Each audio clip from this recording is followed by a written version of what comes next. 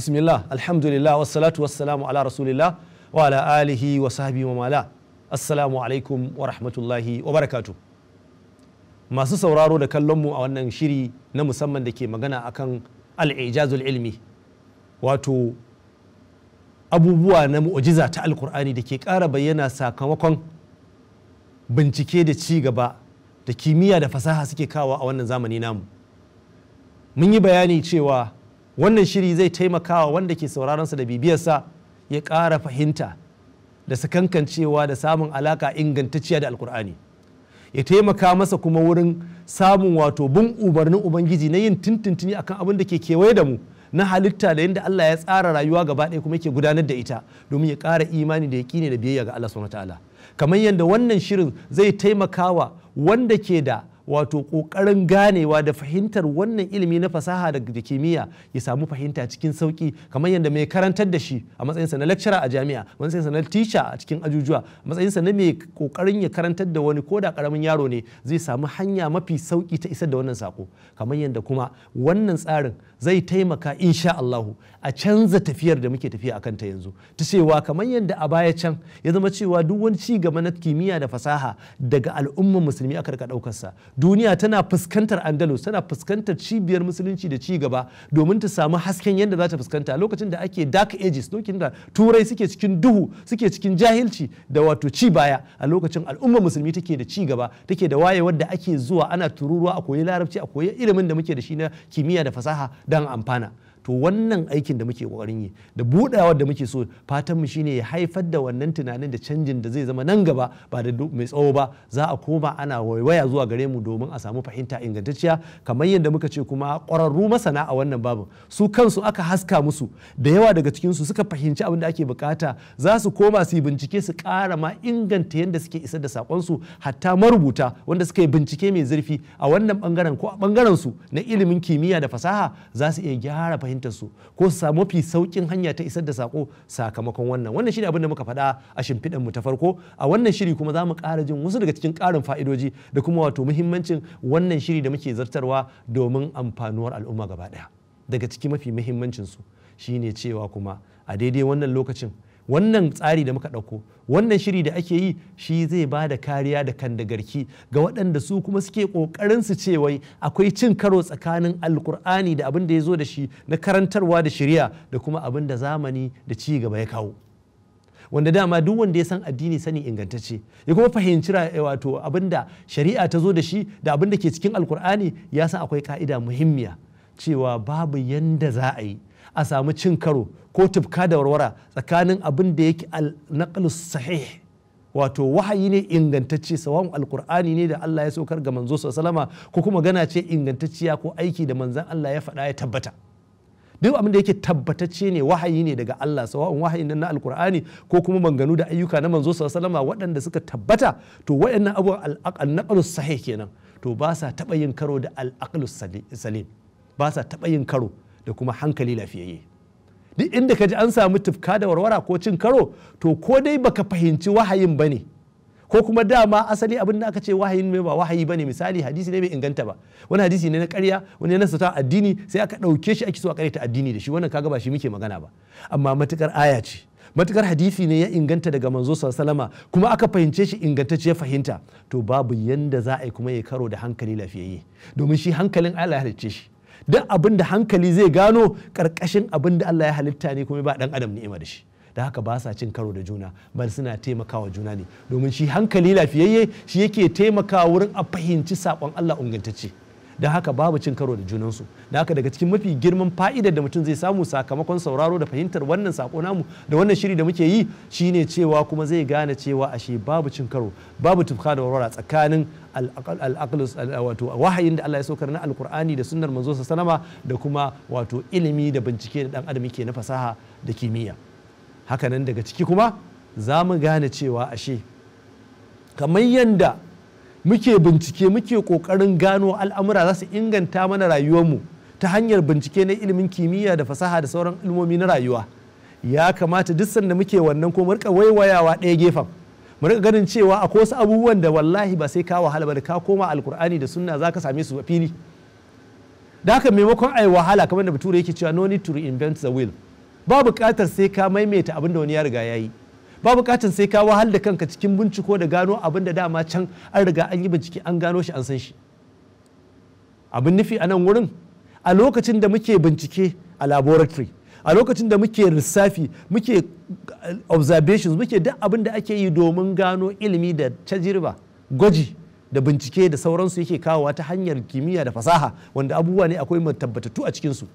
To a lokaci guda ko mu sani cewa akwai wani babi mai faɗi mai muhimmanci da ya kamata shi ma mu amfana da shi. Shi ya sanya masana a zamani suke cewa in dai za a kalli Islamic paradigm, mahanga ta shari'a musulunci ta ilimi, to sai an kalle ta da wannan ma'aunin guda biyu, abin da ake ce masa revealed knowledge da kuma acquired knowledge. Dole ilimi gaba ɗaya sai ka zuba shi a mazubi guda biyu, babu na uku. Ko dai ilimin da dama wahayi ne, Allah kaɗai ya san shi, ya sanar da wanda ya ga dama ya sanar ta hanyar annabawa da manzanni, wannan shi ake ce masa revealed knowledge, wahayi kenan. Ko kuma ɗaya ɓangaren shine ilimin da ɗan adam yau da gobe, gwaji, wahala da yau da gobe da bincike da lalura ta kai gare shi. Shi wannan ilimin na farko shine ilimin da Allah ke wahayi da shi, wahayin nan kuma yana zama kai tsaye ta hanyar annabawa kenan, ko kuma yana zama ɗaya daga cikin dangogin da Allah yake wahayi ga halittunsa, wanda shi kuma wannan malamai suka bambance shi da wahayi na asali, shine wannan da muke magana akan sa Al-Kur'ani da Sunna, sai suke ce masa ilhama da sauran al'amura irin waɗannan. To wannan ilimin da Allah ke bayar da shi ta bangaren wahayi, bangare ɗaya kenan, da kuma ilimin da Allah ke bayar da shi ta bangaren gwaji, to hada su guda biyu da yin aiki da su, wannan zai taimaka matuƙa wurin wato takaitawa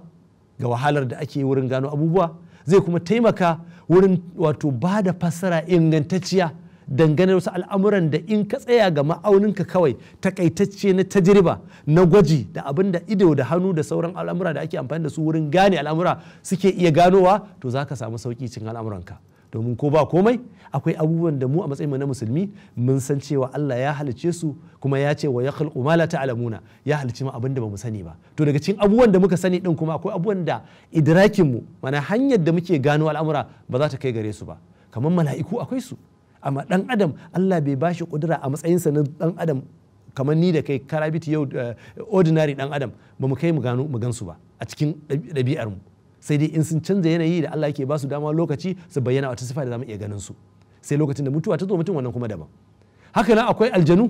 halittu ne waɗanda suna rayuwa, suna ci, suna sha, suna mutuwa, amma Allah bai baka ma'aunin da zaka hango su ba. Su ma sai inda Allah ya ba su dama suka yi takayyuf, suka shiga wata sifa ko wani sura suke abin da suke yi. To kaga wanda ya san da wannan, ya gane wannan, zai gane ashe kenan in muka takaita binciken mu akan abin da ya shafi ya abin da muke gani a zahiri, to akwai yiwuwar mu kasa gano wasu daga cikin abubuwan da suke faruwa a cikin halitta, a cikin rayuwa wanda suke da alaka da wayancan bangaren. Da haka wanda ke waigen wannan yake waigen wancan zai taimaka masa wurin ganowa inda aka sa gaba a cikin al'amura na wato abin da ya shafi bincike da gano mafita. Shi yasa misali lokacin da muke tabbatar da cewa bincike na zamani ya kai ga an gano magunguna daban-daban masu amfani ko masu tasiri, alhamdulillah, to a lokaci guda kuma akwai abin da Allah subhanahu wataala da kansa ya wahayi, misali kamar zuma, Allah da kansa ya ce ya sa magani a cikinta, ko da dan adam bai bincike ya gano ba, tunda Allah ya faɗa tabbas ya inganta. Shi ya sanya hadisai suka nuna manzon sallama, wani ya ce masa je sha zuma, aka je aka ce an sha ai shiru, ya ce sake sha, ya ce cikin dan uwanka ya ƙarya, ya sha zuma kuma ya sha zuma ya warke, dan ya gwada maka cewa wahayi in ya zo shi wannan dama bambancinsa da wato ilimi na bincike kenan, shi yana tabbatar da magana ne babu kokonto akan ta, illa iyaka abin da kake bukata ganowa tsari da zubi da yadda ake amfani da wannan wahayin domin a cimma manufa, ko da ta rayuwa ce ba wai magana ta addini ba. Da haka daga cikin manufofi da fa'idar da mutum zai samu a wannan gefen shine cewa fahimta da gane cewa wato ilimi na rayuwa kashi biyun nan gaba daya suna taimakawa juna ne, ba suna cin karo da juna ba. Din da aka samu matsala tsakanin biyun, to ko dai dama hankalin ba lafiyayye bane, wanda ya fi shi hankali zai iya gano abin da kai baka gane ba, ko kuma ba a fahimci nassin bane ko bai tabbata ba. Amma in nassi ya tabbata ya kuma inganta kuma an fahimce shi fahimta ingantacciya, to sai dai hankali ya ƙara fito da shi fili, ba wai hankali ya wasu karo da shi ba, domin wannan shine cikar hankali shi. Na'am, dan haka hankali zai kasance ya wato taimaka masa. Hakanan daga cikin fa'ida muhimmiya da mutum zai samu a wannan gabar shine ya kasance kuma wato ya talazzaz bi qira'atil Qur'an.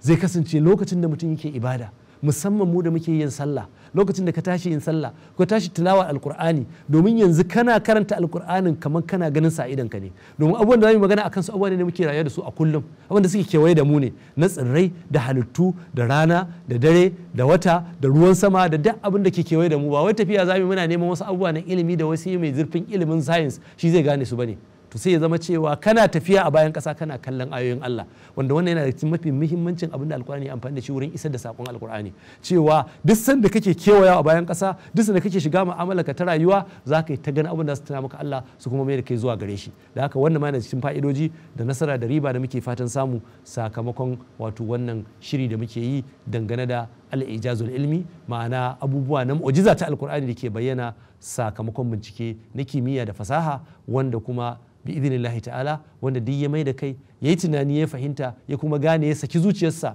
ya kuma wato fahimci abin da ake faɗa na saƙon, bi idinillahi ta'ala zai farin ciki da murna, zai ƙara imani da yaƙini. Sannan wanda ma yake da tambaya ko yake buƙatar ƙarin bayani, insha Allah akwai email namu, akwai kuma sanyin kafafe da za a isar, za a gansu a cikin wato screen namu, za ka iya sauraro, za kuma ka iya wato bibiya, za ka iya aikowa da tambaya in ma kuna da wasu bayanai da kuke so a shigar da su cikin tattaunawa da ake yi, ko kuna buƙatar wani ƙarin haske akan wani mas'ala daga cikin masail, musamman abin da yake banci wato ilimin kimiyya da fasaha da kuma abin da yake da alaka da shi da Alkur'ani, bi idinillahi ta'ala wannan abu ne da insha Allah za a zartar da shi, za a tattauna, za kuma isar da sakon cikin sauki kuma cikin wato